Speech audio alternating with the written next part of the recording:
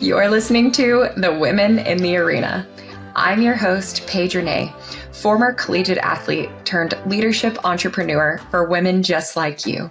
Each week, I'm bringing you a new person or message to help you expand and elevate into the woman you know you're meant to be.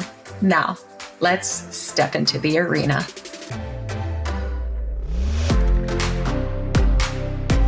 Okay, you guys, today I have the pleasure of speaking with Danyelle Sargent-Musselman, former sports anchor, current GM of Team Musselman, mom, stepmom, and basketball wife. So Danyelle, thank you so much for being here.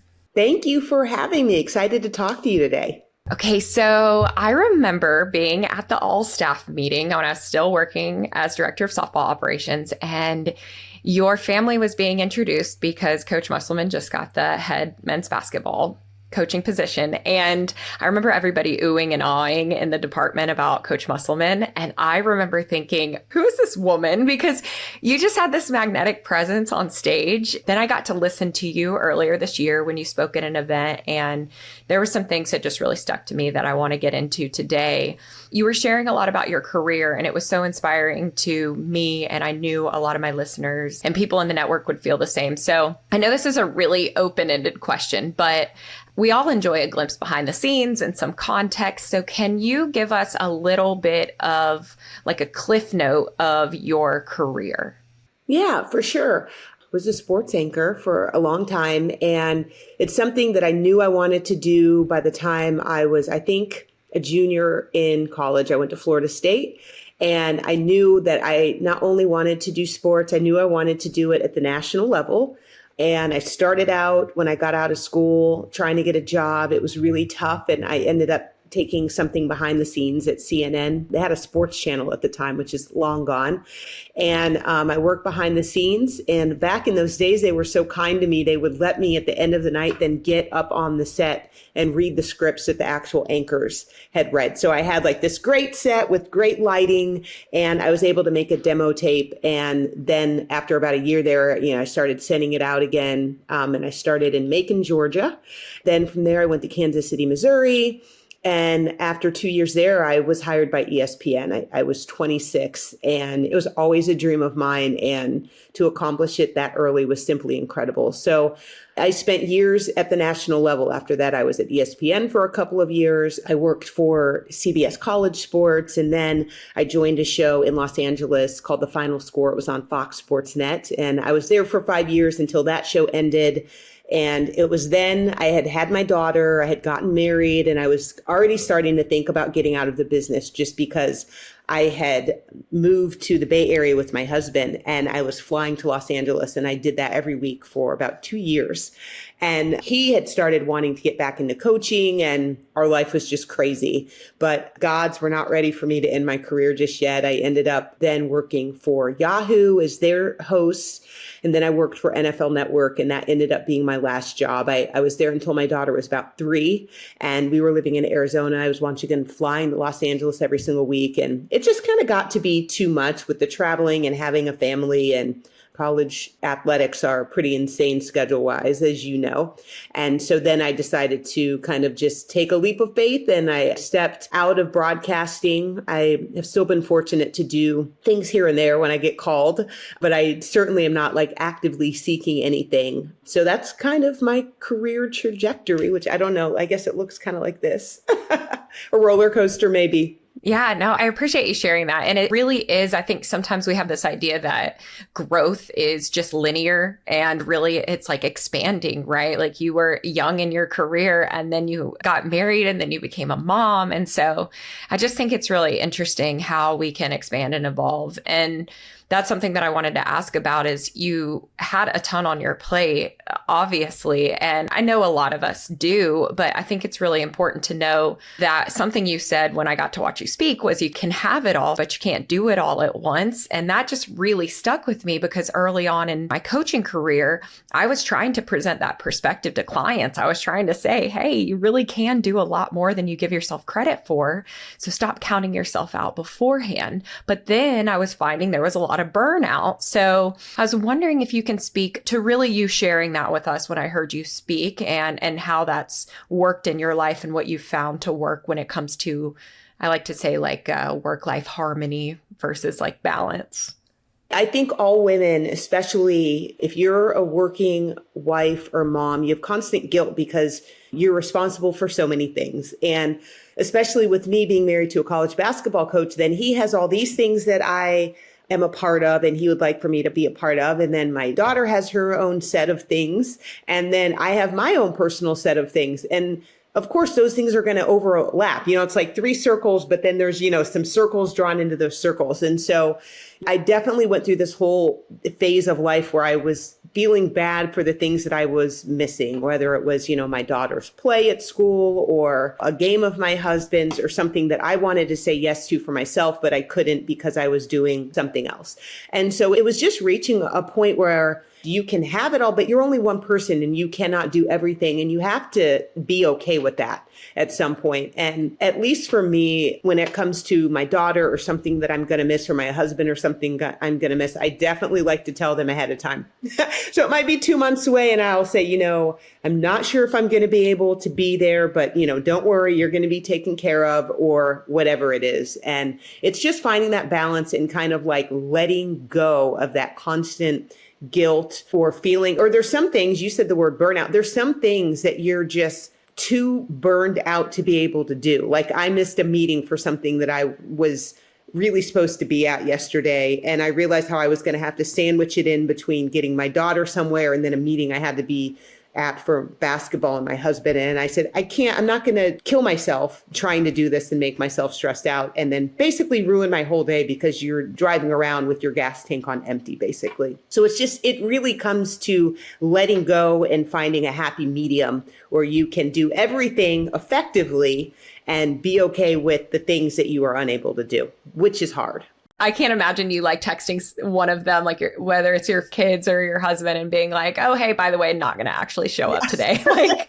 like that definitely wouldn't go over well. I heard this advice one time from a mentor. I don't know if it'll resonate with you as well, but I would say I'm a generally positive person. And somebody told me one time that I can't plan my day as an optimist. Like I have to plan it as a pessimist. So like in the past, I was like, oh, I can do all of this. Like it was almost like a challenge. It was like, yeah, I can be here and there and get back in time for this. And now it's like, okay, let's have some buffer time. Like, was that something you had to learn along the way?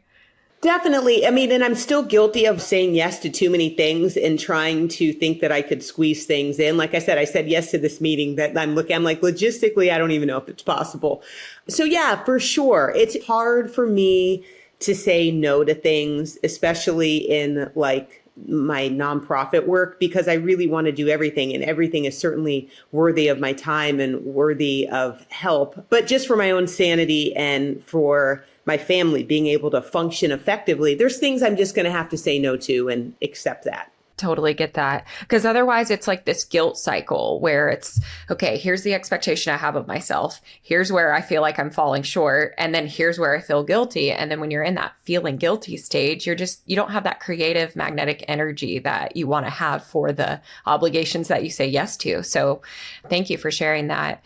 I really have so many questions, so I'm trying not to get too excited and ahead of myself, but I want to take it back to your early career because when I'm working with clients, whether it's executive coaching or women looking to take the leap or build a business on the side of their full-time job, it seems to be really overwhelming at the jump. Like in the very beginning, it's like, okay, I have this idea. I just don't know where to start. And it's so easy to see the obstacles and like, oh, here's the reasons why. I remember when I was thinking about taking coaching full time and I was like, oh, well, how am I going to have health insurance? And are my clients going to leave me? And am I good at managing money when this is my full-time income, right? And so it's easier to see those obstacles. So can you share a time early on in your career where you really didn't know the outcome, but you had to put one foot in front of the other until your career generated? That was my entire career. It's my entire career. Especially whenever I got started, it's such a competitive business. And I don't think I really realized until I got my first job in Macon. And then whenever I left that job and they said, well, will you help us find your replacement?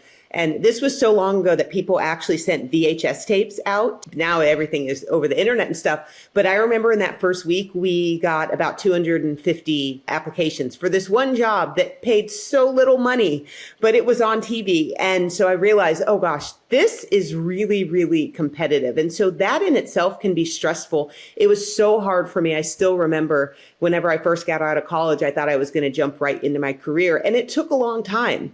I mean, my first job was not even on air. And so it really took me about 2 years until I got that break. And it was just the passion and persistence. Passion is one of my favorite words because I live my life with passion. And I'm sure you can tell by watching my husband, he's a very passionate person. And so that's really an important part of our lives. And I think it's that passion and that desire that really kind of pushes you through those hard times and that uncertainty. But you just know, I think you envision the end result. And I know for me, I said by the time I was like 20, 21 years old, I want to be on national television. And so I just continue to just push myself through that goal. Another thing that I think is really important is having a mentor. I have a cousin that was in the business. He actually was working as an anchor at ESPN when I was in my early 20s. He was constantly my mentor and my guide and someone that I could bounce questions off of. And I just think that's so important so that you have someone that not only like helps to guide you and tells you which way to go and gives you advice, that can be real with you. Whenever they say, this isn't how you do this is how you need to do this, or this is what you should be doing. That's so important no matter what your career goals are, is just to have that mentor or mentors because they're just so helpful. Yeah. I mean, I don't know why so many of us sometimes think that we have to do everything on our own. It's like we have these people that are in our lives for a reason.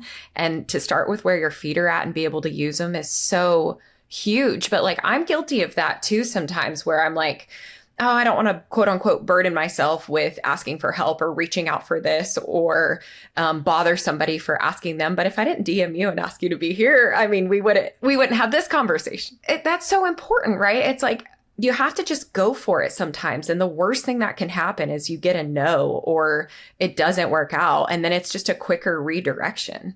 Yeah, you have to ask for what you want. I mean, whenever I was in college, I was a production assistant for ABC and ESPN when they would come to do the Florida State football games. But then I did such a good job and there were so few women that I started getting invited to do the Monday night football games.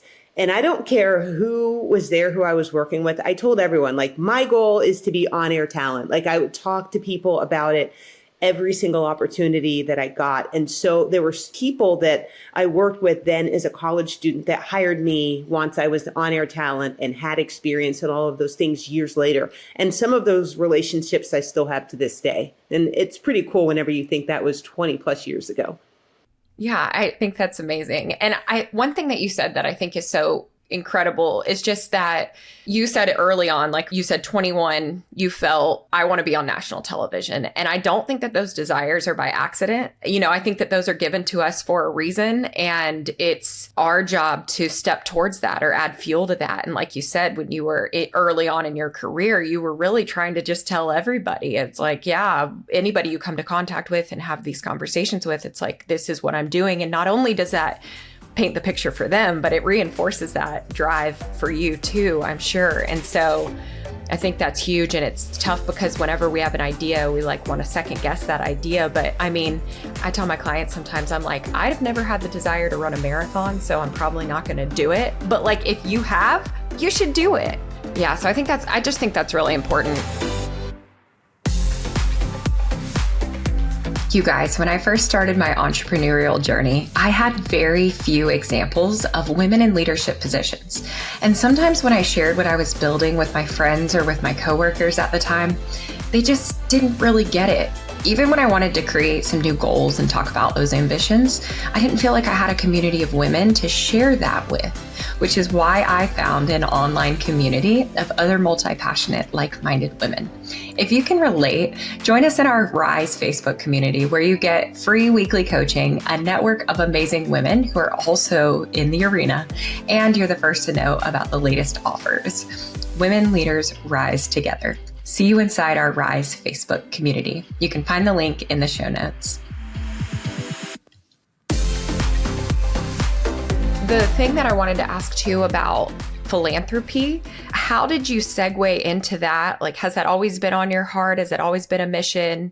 It's so interesting because it wasn't, and I didn't necessarily grow up volunteering or being involved with philanthropy at all. And the first thing that kind of kicked it off was when we were in Louisiana, we were in Baton Rouge. Eric was an assistant at LSU whenever he got the head coaching job at University of Nevada. And so there they had a suits and sneakers gala that was about to take place about 6 weeks after Eric had gotten hired. And the previous coach and his wife were the honorary chairs of that event. So when Eric was hired, they called and they said, we just basically lost our honorary co-chairs for this event that's in 6 weeks. Will you step in? I said, yeah, sure, I can do that. And I'm like, what do I need to do? And they're like, yeah, well, you'll talk on stage for a little bit. And, coming from a broadcast world, I'm like, that's easy. And also my mom is a cancer survivor and she lost both of her parents to cancer. So it was something that was important to me. And so I just kind of stepped into that role and got involved with that on a small level. And then from there, locally, more and more nonprofits started reaching out. And so I started getting involved in different things. I ended up joining the Make-A-Wish board there, and I emceed lots of events. And then I was at Nike, used to do this retreat for head coaches and their wives. And the head coach at Iowa and his wife are heavily involved in Coaches versus Cancer. And she's the one that got me really involved with Coaches versus Cancer at the national level. And she was just kind of like, hey, I think you'd be really good at this. We need someone that is, vocal and a leader. And so, gosh, that was like 7 years ago. And so I've been really involved with that ever since. And then since coming to Arkansas 4 years ago, it's taken even a much, much larger step where I'm involved in so many different things and on several boards, and I'm learning. It's like a second career for me. So I've learned so much about event planning and what works and what doesn't, and reaching out and fundraising ideas. And so now I've somehow become the person that now people are asking for philanthropy advice from. That's kind of cool. I'm like, I guess I do. I've been involved in this now for so long. I actually have learned a lot along the way. It's cool because whenever I closed the door on my broadcasting career, I really thought that was kind of over. And I just find myself using a lot of those skills with my philanthropy work, it's really cool because I work so long on that skill that I do want to keep using it. It's something that I am talented at. So it is definitely an unexpected career path that I found, but it's one that fulfills me so much. And our Suits and Sneakers Gala that we put on is probably the thing that I am most proud of in my life, aside from my children.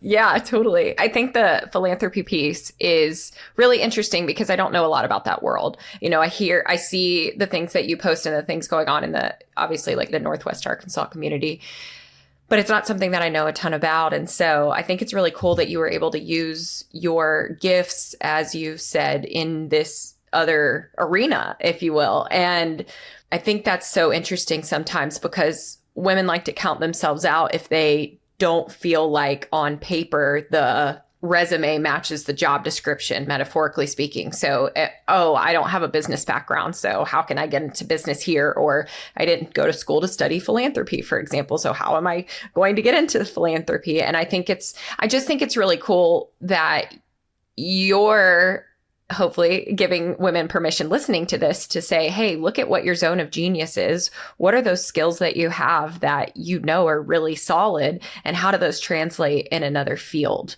Because again, we're looking at a lot of those obstacles.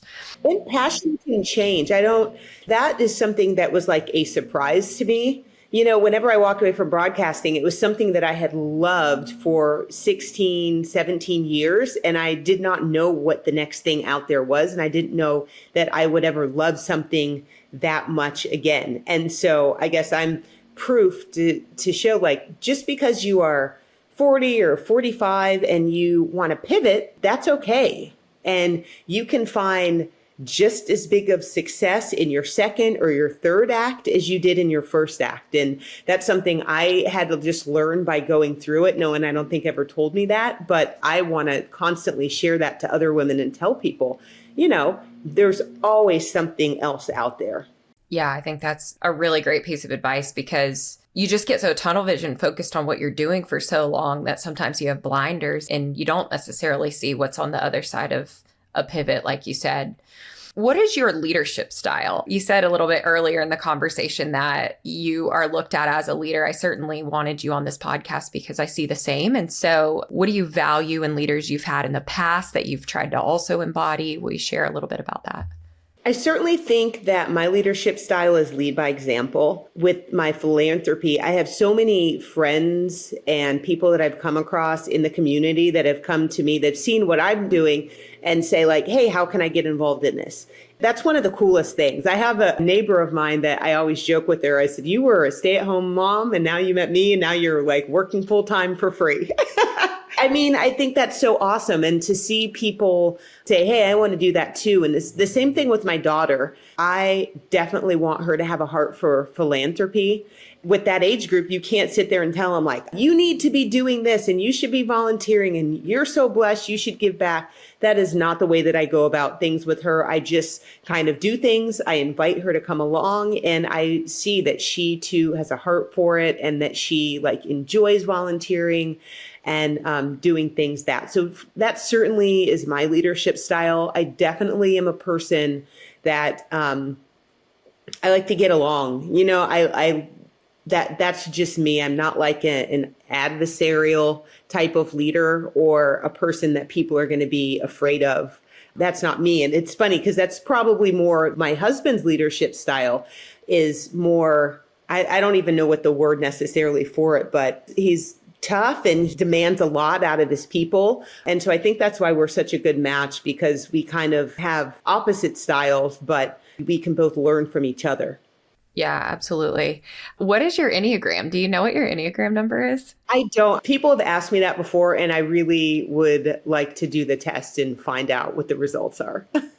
But I'm a person that like very psychological and self-reflective. And so I'm aware of how I react to things. I talk a lot about social media and people who get really involved in it, which I'm involved in it, but I know when it's negatively affecting me. And so I know when it's time like, okay, you're going to get off Twitter this week. You're going to take a break. Like I'm aware of those things. Some people are not, and they just constantly are absorbing the negative content and it negatively affects their mental health and they don't even realize it.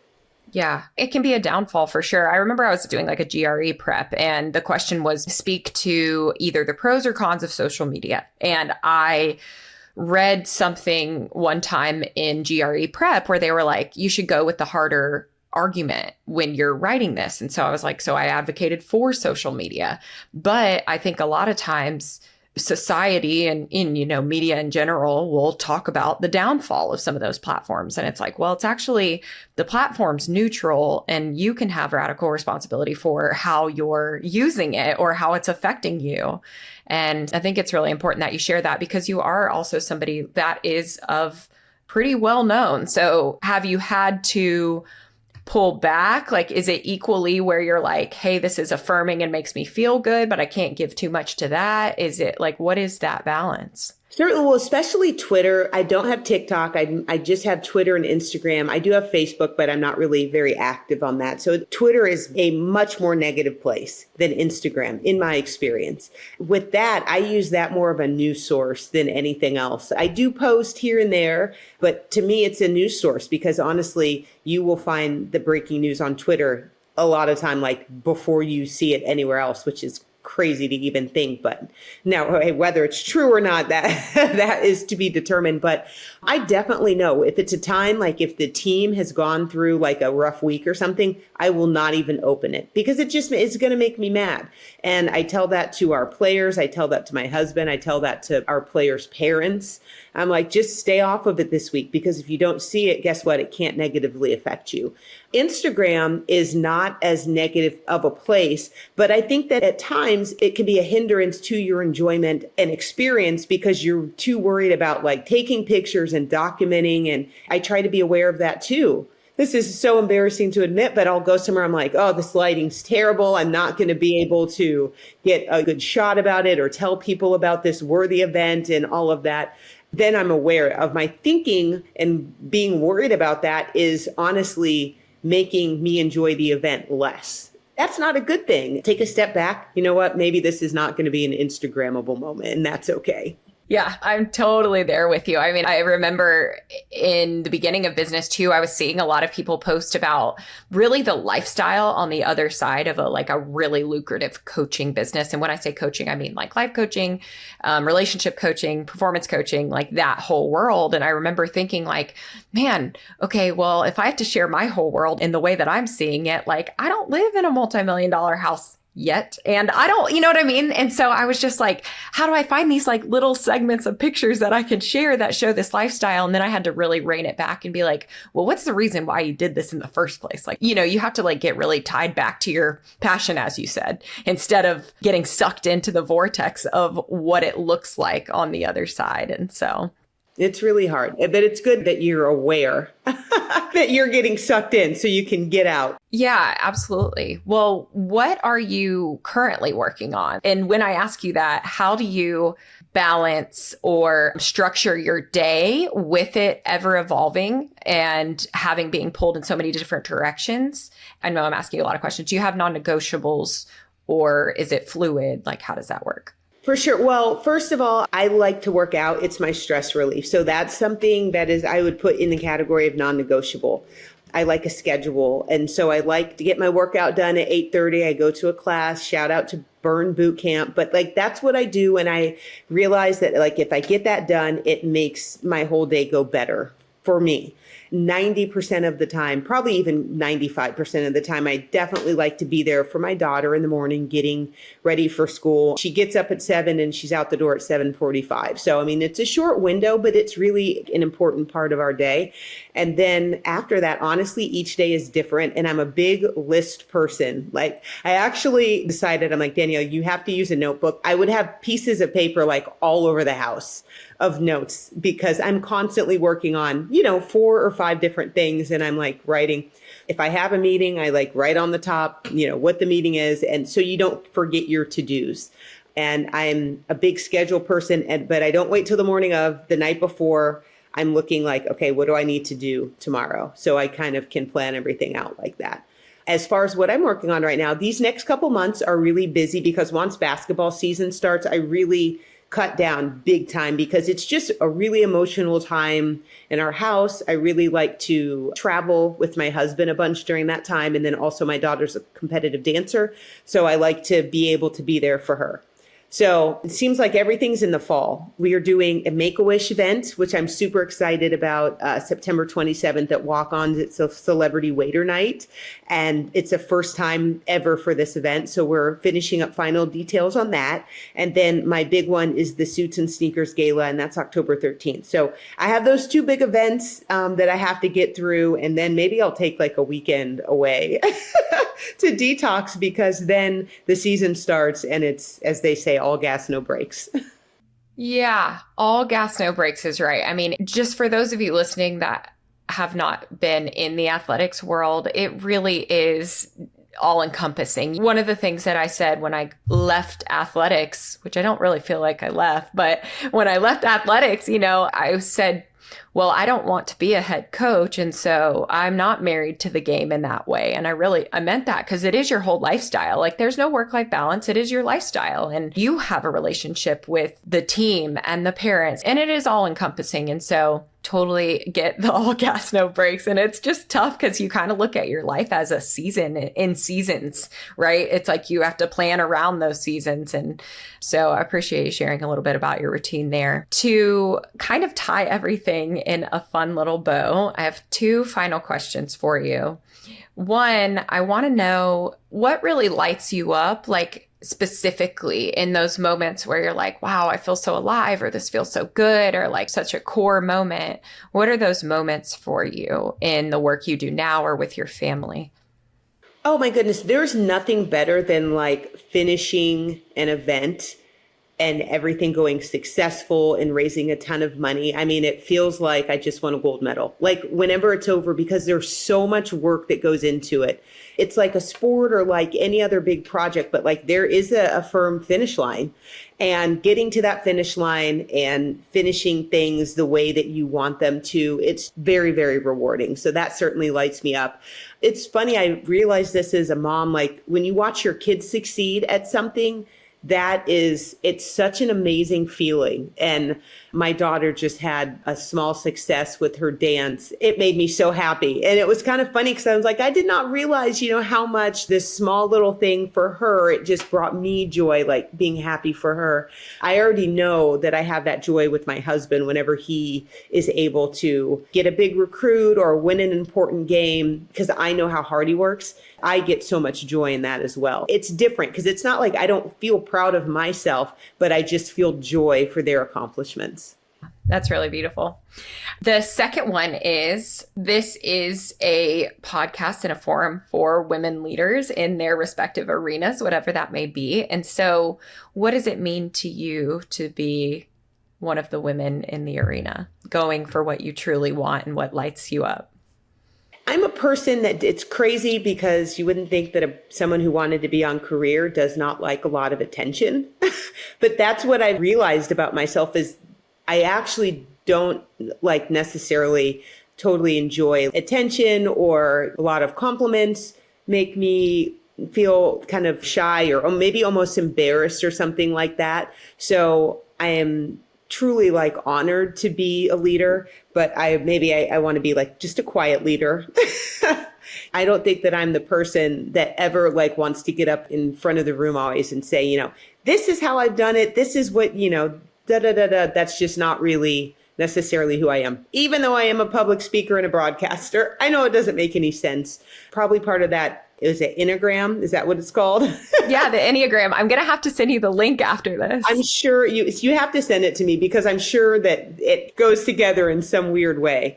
I'm so happy to be a leader, but I truly love to just lead by example the most. Yeah. And I really appreciate you saying that too, because oftentimes it's easy to see people in their element, like watching you speak, for example, or seeing the work that you're doing. And it does seem like a public platform. So in their mind, it's like, well, I have to have these traits, or enjoy being extroverted, or love receiving compliments, or being in the limelight to be in that position. And it's a really great reminder that no, you can do things how you think they should be done, and you can operate as you are. I mean, there's tons of people that are more introverted, if you will, and still on a public stage. And leaders, yeah, and can be leaders for sure. Yeah. So anyways, thank you so much for being here. And if you can share some more information about the upcoming events that you have, I'll definitely drop those in the show notes for our listeners to get involved. And thank you again for your time and being a woman that's in the arena. Thank you. I would just say, give me a follow on Instagram. I'm at Danyelle.Musselman. You can find out all about all the work that I'm doing there. That's probably the best spot. Awesome. Thank you again, Danyelle. Thank you. Have a great day.